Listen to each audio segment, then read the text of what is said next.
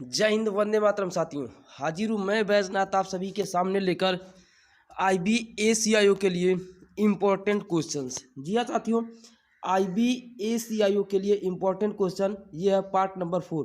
इससे पहले अगर आप पार्ट 1 to 3 नहीं देखे, डिस्क्रिप्शन में लिंक है, जाकर देख लीजिए या प्लेलिस्ट में आप जाके देख सकते हैं। चलिए साथियों, वीडियो को शुरू करते हैं। और IBACIO का एक टेलीग्राम ग्रुप है जहाँ पे PDF वगैरह शेयर होता है, तो जाकर उसे ज्वाइन कर लीजिए। पहला क्वेश्चन हमारे सामने है,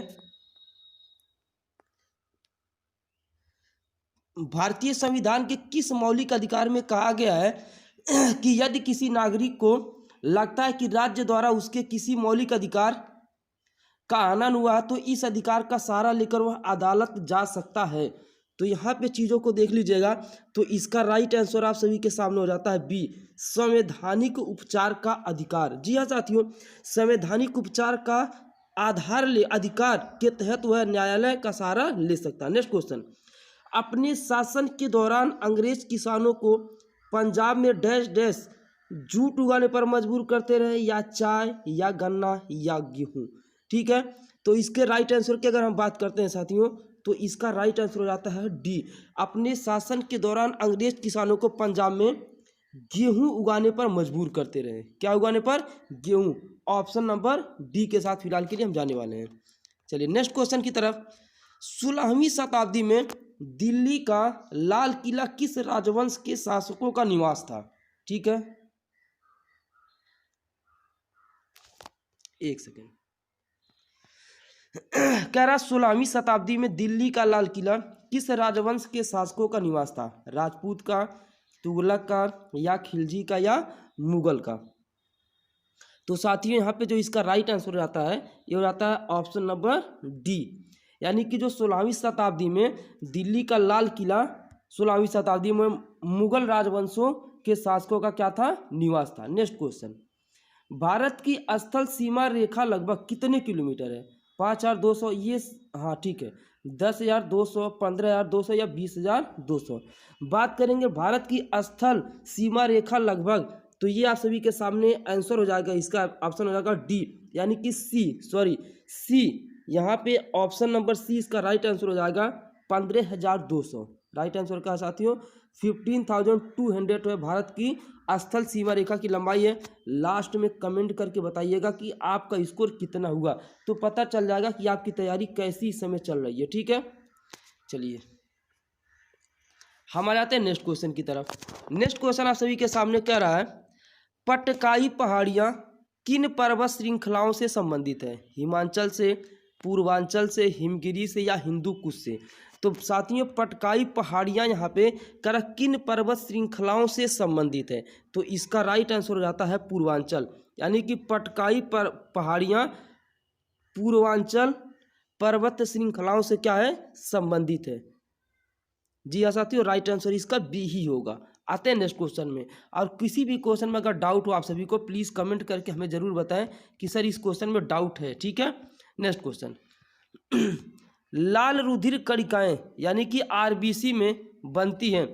लाल रुधिर कणिकाएं RBC में कहाँ बनती हैं? नीली अस्थिमज्जा में, लाल अस्थिमज्जा में, श्वेत अस्थिमज्जा में, या काली अस्थिमज्जा में? ये तो पता है लाल रुधिर कणिकाएं अस्थिमज्जा में बनती है, ये राइट आंसर है, लेकिन कौन सी अस्थिमज्जा में? ये थोड़ा सा क्वेश्चन देखिए इस तरीके से घुमा देता है, तो लाल अस्थिमज्जा में। कहाँ पे साथियों?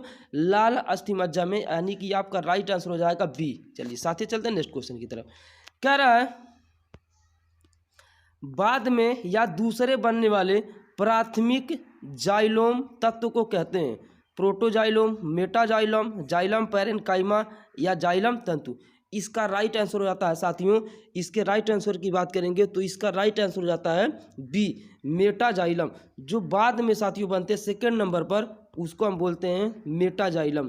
क्या बोलते हैं? मेटाजाइलम। आते हैं अपने नेक्स्ट क्वेश्चन की तरफ। हमारा अगला क्वेश्चन कह रहा है, निम्नलिखित में से कौन सा संघ रज्जुकी से संबंधित जानवरों के लिए सही नहीं है? पृष्ठ रज्जु उपस्थित होता है, ग्रसनी में क्लोम छिद्र पाए जाते हैं, हृदय पृष्ठ भाग में होता है, एक गुदा पुष्ट उपस्थित होता है। तो यहाँ पे बात करेंगे रज्जु से संबंधित जानवरों के लिए सही नहीं है।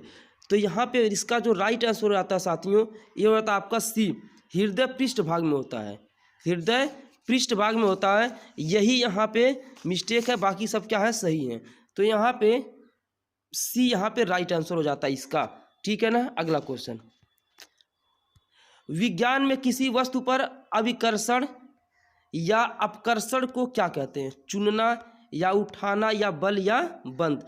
तो यहाँ पे बात करेंगे, इसका राइट आंसर हो जाएगा बल। विज्ञान में किसी वस्तु पर अभिकर्षण या अपकर्षण को हम क्या बोलते हैं? बल बोलते हैं। अगला क्वेश्चन कह रहा है,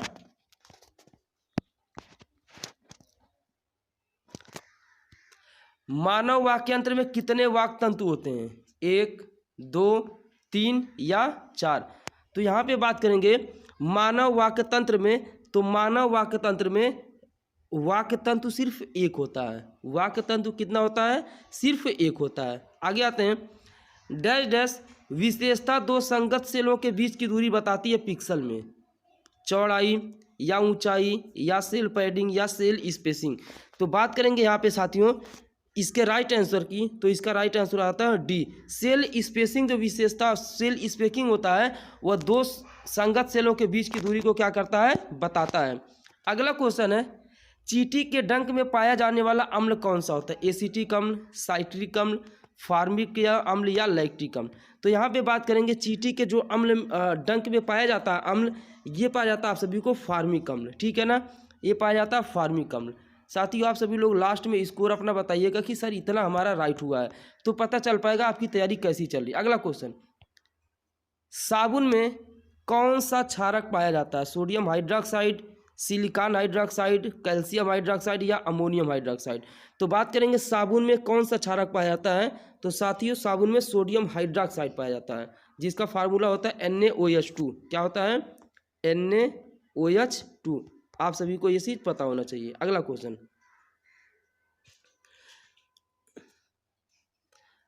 वायु, भूमि, जल या मृदा के भौतिक, रासायनिक या जैविक अभिलक्षणों में होने वाला अवांछनीय परिवर्तन क्या कहलाता है? ग्रीन हाउस प्रभाव या ठोस अपशिष्ट या प्रदूषण या वनोन्मूलन।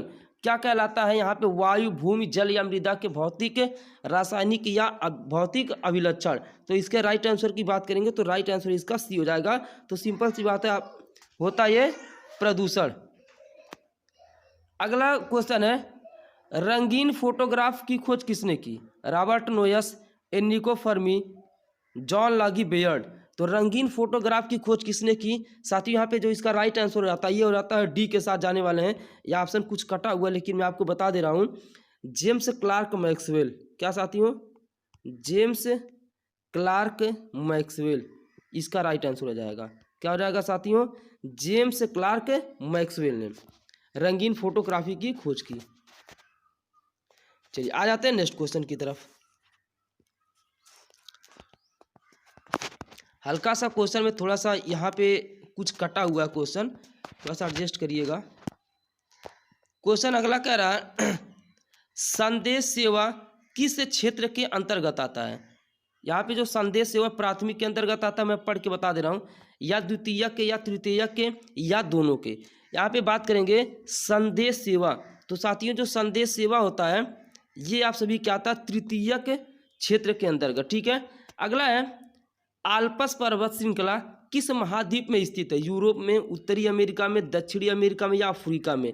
तो बात करेंगे आल्प्स पर्वत श्रृंखला की, तो आल्प्स पर्वत श्रृंखला स्थित है यूरोप महाद्वीप में। कहाँ पर? यूरोप महाद्वीप में। नेक्स्ट क्वेश्चन, कोल्डी हवा का संबंध किससे है? चावल के प्राचीनतम साक्ष्य से, निम्न पूर्वापाषाण कालीन स्थल से, सर्वप्रथम गन्ने की खेती से या नानाब्दीज। दोस्तों आप गोल्डी हवा की बात करेंगे, गोल्डी हवा की, तो ये चावल के प्राचीनतम साक्ष्य से रिलेटेड है, ठीक है ना। अगला, सर्वाधिक मंगोल आक्रमण किस शासक के समय हुए थे? मुबारक शाह, खिलजी, इल्तुतमिश। ऑप्शन आगे बता दे रहा हूँ, बलबन, या फिर आपको बताना है अलाउद्दीन खिलजी। तो यहाँ पे राइट आंसर डी, सर्वाधिक मंगोल आक्रमण यहाँ हुए थे अलाउद्दीन खिलजी के शासनकाल में। चलिए आगे आ जाते हैं।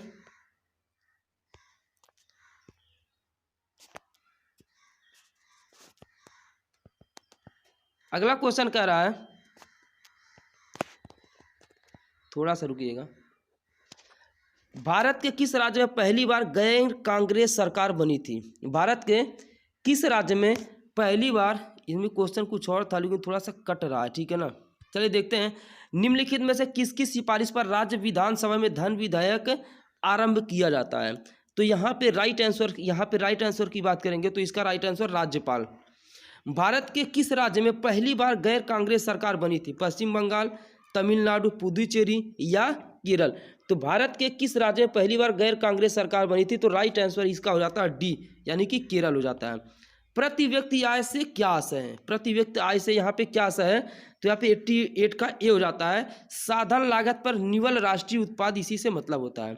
नेक्स्ट क्वेश्चन, बॉम्बे बॉम्बर किस अंतर्राष्ट्रीय क्रिकेटर का उपनाम है? बॉम्बे बॉम्बर, तो बात करेंगे साथियों बॉम्बे बॉम्बर इसे कहा था सचिन तेंदुलकर को, क्योंकि ये मुंबई के हैं।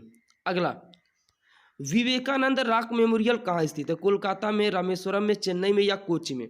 तो विवेकानंद रॉक मेमोरियल साथियों ये स्थित है आप सभी का रामेश्वरम में। कहाँ पर? रामेश्वरम में। चलिए आगे आते हैं।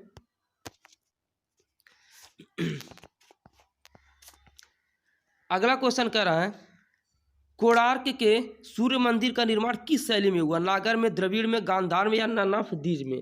तो यहाँ पे कोणार्क के सूर्य मंदिर का निर्माण नागर शैली में हुआ। किस शैली में? नागर शैली में। अगला क्वेश्चन, नल, दमयंती, शकुंतला, भीष्म प्रतिज्ञा तथा सरस्वती आदि चित्रों का चित्रण किसने किया है?